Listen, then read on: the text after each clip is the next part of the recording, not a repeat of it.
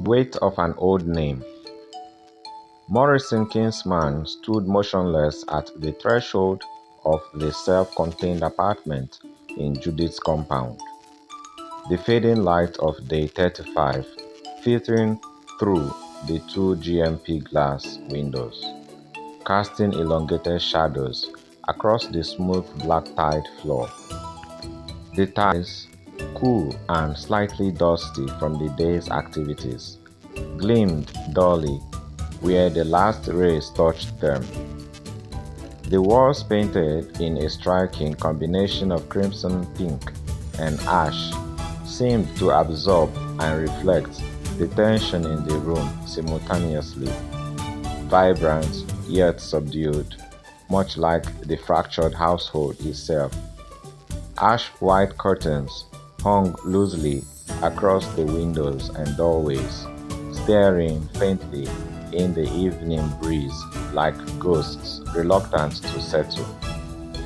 The air carried a complex blend of scents.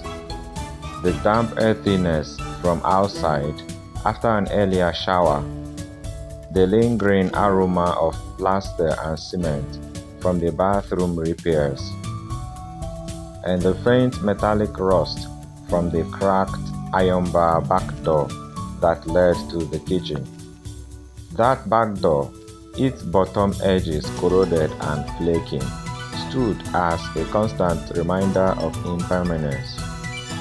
The kitchen itself remained unfinished, rough walls, exposed fittings, yet fully functional for daily survival. The bathroom, previously a cluster room filled with odds and ends, now had a new door recently fixed that very day. Its walls, however, were still unplastered, raw and unexposed, much like the emotional state of the people living here.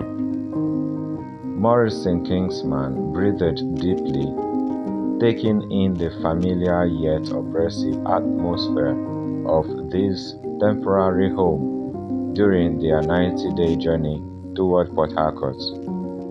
Whatever you have done before, you will do again, especially something bad that you did with a good reason.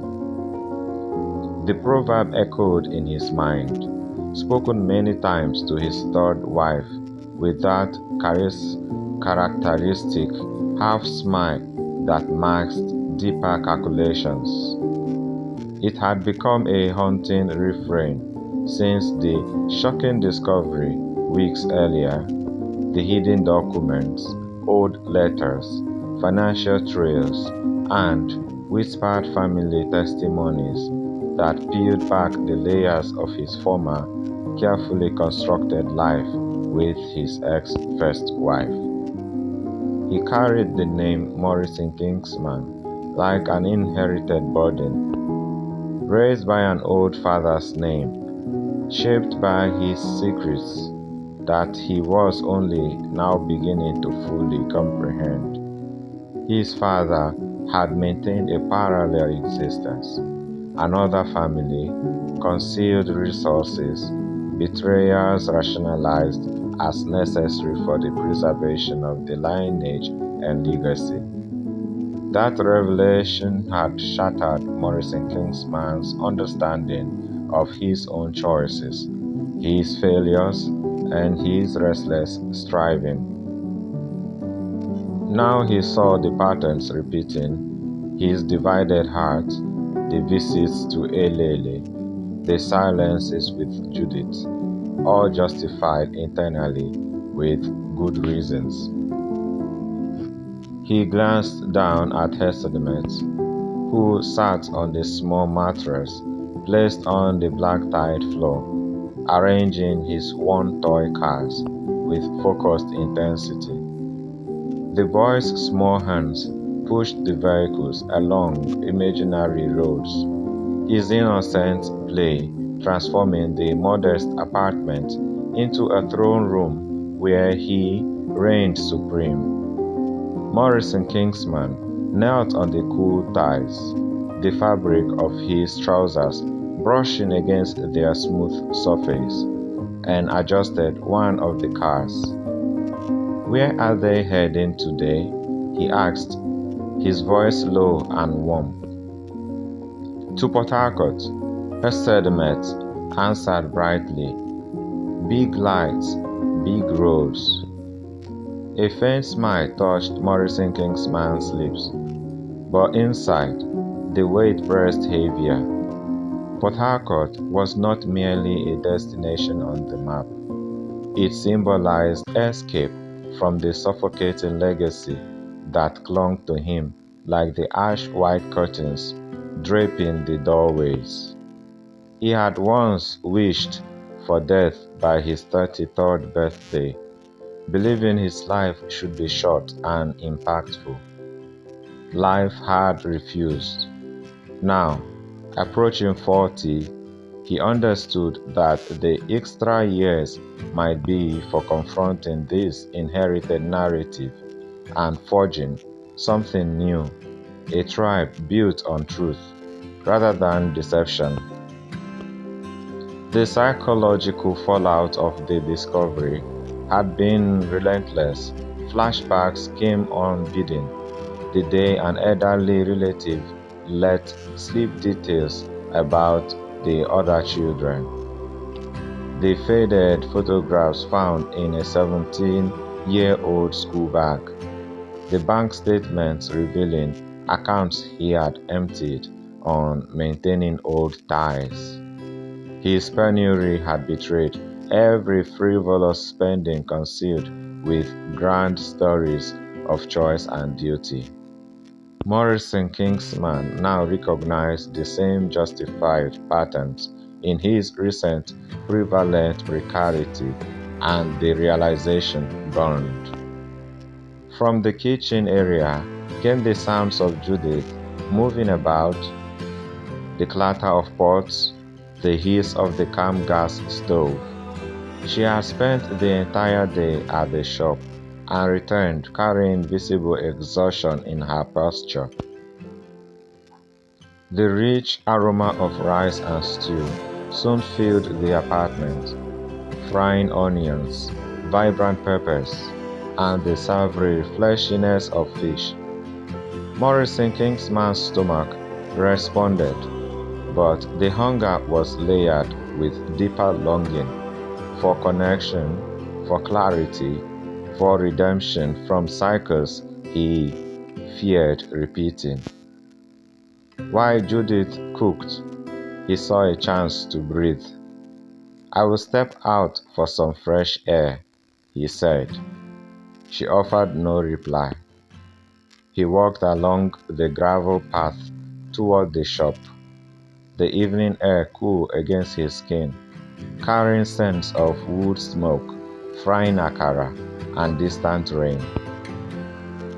At the neighbor's store, he purchased a cold loaf of sliced bread, sachets of chocolate drink, and milk. The bread's freshness seeped through the wrapping as he carried it back, a small gesture of provision and amid scarcity. By 10 p.m., he returned. Judith and her sediment were already eating from separate dishes on the black-tiled floor. The boy sat close to his mother. Judith looked up, her expression carefully neutral. "Will you eat the rice?" "Yes," he replied.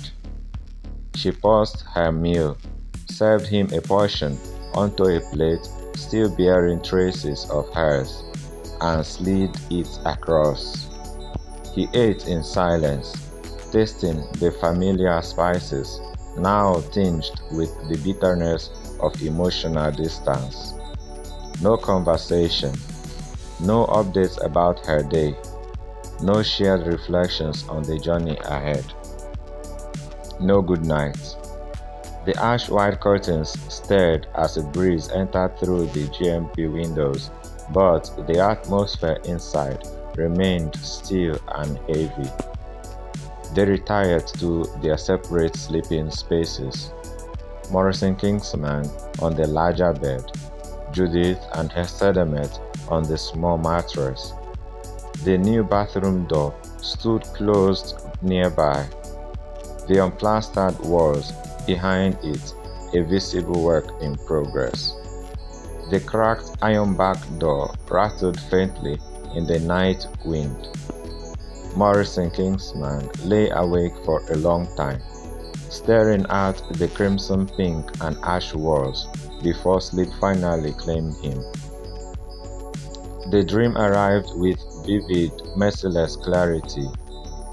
He stood in a dimly lit boardroom, the long table gleaming under fluorescent lights. The air smelled of polished wood, old paper, and restrained tension. An older woman, regal and imperious, commanded the larger faction. Morison-Kingsman and his small group of 3 faced them. Accusations flew, betrayal of blood, exposure of hidden truths. The old woman's voice rang with absolute authority. The name must be protected. Whatever was done before must be done again. Then the assassin struck. 2 bodies fell. Midnight in a muddy field. The fallen lay exposed on wet earth. The older woman's eyes opened. She mocked the younger woman beside her with cruel laughter. "You thought you could harm me. Now see where it has landed you." But the younger woman's eyes opened too. "You never knew the plan was staged, so you can receive exactly what your evil ways deserve." Morison-Kingsman's laughter erupted in the dream, deep, cathartic, shaking him awake on the edge of day 36. He sat up in the dark apartment, heart racing, the black tile floor cool beneath his feet as he stood. The dream had crystallized everything. The old father's legacy was the domineering woman at the table. The new tribe he sought to build demanded he break the cycle. Outside, the compound slept under the stars. Inside, the crimson pink and ash walls stood witness. The journey toward Port Harcourt continued, but the real pilgrimage was inward, toward truth, communication, and service strong enough to rewrite an old father's name.